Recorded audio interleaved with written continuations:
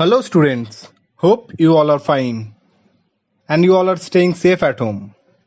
So today we are going to start our next chapter, that is solids, liquids and gases. So in this chapter we are going to learn what are solids and their properties, what are liquids and their properties, what are gases and their properties, how to separate liquids from solids, what is land breeze, what is sea breeze, monsoon breeze. Okay, and also we are going to learn about the role of ventilators in houses or halls. Okay, so let's start. Suppose you had a machine that would keep breaking an object as an iron nail into smaller and smaller particles. Do you think the process will end somewhere? Do you think there is the smallest particle of iron that cannot be broken any further? So I hope you have understood what they have asked here. They have just asked that if you are breaking an iron nail, okay, into small particles, so can those particles be further broken or not? They have asked this particular question. So let's begin the chapter. Matter. What is matter? What do you understand by the term matter? What you can understand? What can you think about matter? What is matter? Just say me. Just ask yourself, what is matter? You can see many things around you, such as plants, animals, water, air, tables, chairs, and computers. They all look different from each other, but they have two things in common. Okay? Everything looks different from each other, but everything has two things in common. What are those two things that is common between everything? The two things are everything, that is water, air, table, chair, etc. Everything occupy space and they have weight. Okay, see what they have given in these 2 points. They take up space and the amount of space each takes up is called volume. Okay, the volume of a bus is more than the volume of a car. So we always see that a bus is more bigger than a car and a bus needs more space than a car. That is why the volume of a bus is more than the volume of a car. Similarly, the weight of an elephant is more, okay, than that of a cat. So by this we can conclude that all things that occupy space or that take up space and have weight are called matter. All things that have space, that occupy space and have weight are called matter. I am saying you one more example. Suppose you are having your pencil box. In your pencil box, you are keeping many things such as pencil, eraser, sharpener, pens, etc. Okay? Then ultimately what is happening? The space in your pencil box is getting filled and no space is left.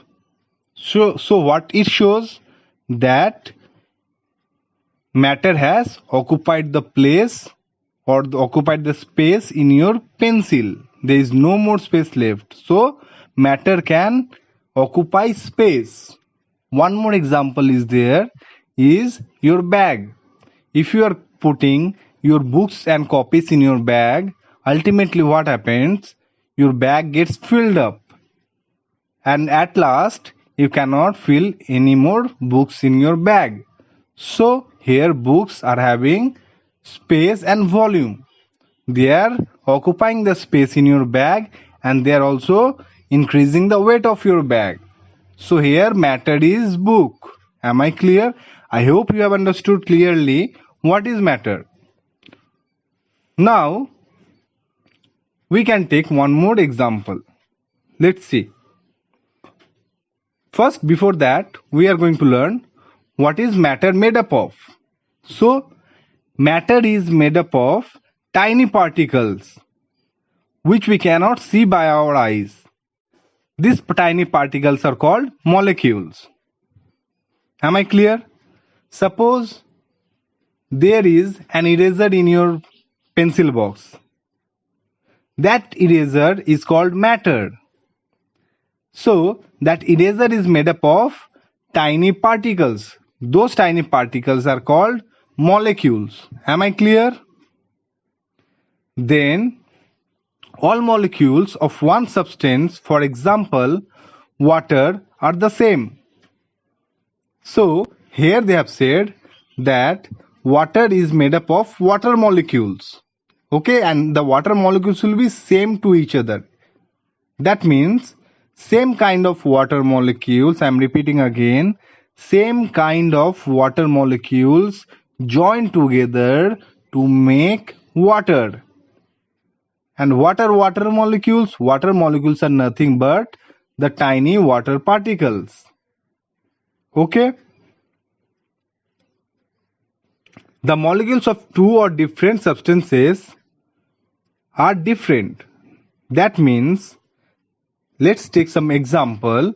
Suppose salt and sugar. Salt is different, sugar is different. Salt is salty in nature, sugar is sweet in taste. Okay? So salt is made up of salt particles and sugar is made up of sugar particles. So both are different from each other. One is salty and the other is sweety. That is sweet. So we can say that both the particles or molecules, okay, are not same. They are different. Here in book they have given one more example that the molecules of water are different from the molecules of vinegar. The molecules are made up of still smaller particles called atoms. That means again the molecules, okay, the molecules are made up of small, even smaller particles. They are called atoms. So we can say matter is made up of molecules and molecules are made up of atoms. I had given you a diagram. Just focus over there. Here I have showed you that two molecules join together to form matter and two atoms join together to form molecules. Okay, I hope you have understood. There are about 100 kinds of atoms. These atoms join in different ways to produce different kinds of molecules. So you have understood. What does this mean? That so many atoms join together. Okay, 3, 4, 6, 7, 8, 9 millions of atoms, they join together to form a molecule.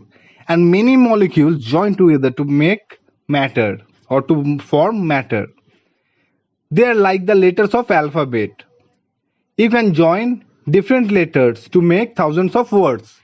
Okay, so that means suppose you are making a sentence. So what is sentence?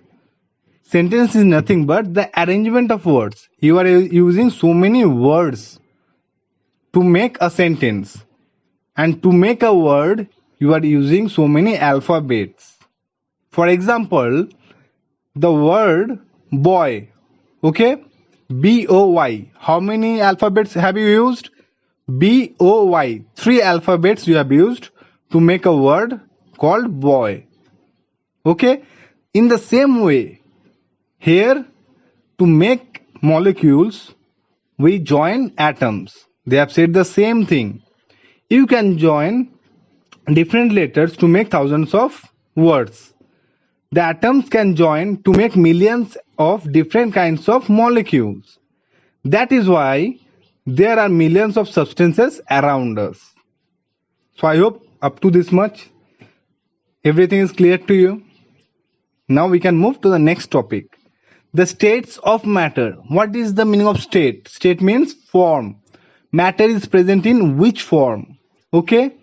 So matter is present either in solid, liquid or gas. In this form, matter is present. Am I clear? Solids are everything that you can touch and they are hard, they are solid. For example, the ball you play cricket with, okay, that is solid. Then your pencil is a solid, your pen is a solid thing. Everything is solid over there. But what is liquid? Water, milk, honey. These are the things you can say liquid. And what is gas? Gases are like the perfumes that you use. Okay? Then after boiling milk you will say gas is flowing over it. That is also called gas. Okay? Then some other examples of gas. You are filling balloons with gas. Okay? So these are the three forms of matter: solid, liquid or gas. Here they had given a brick is a solid, water is a liquid and air is a gas. These are the three states of matter. So I hope students you are clear about today's video, what are the topics that I have discussed. In the next class, I will be continuing with the next topics of the chapter. Thank you, take care and please go through the chapter. Okay.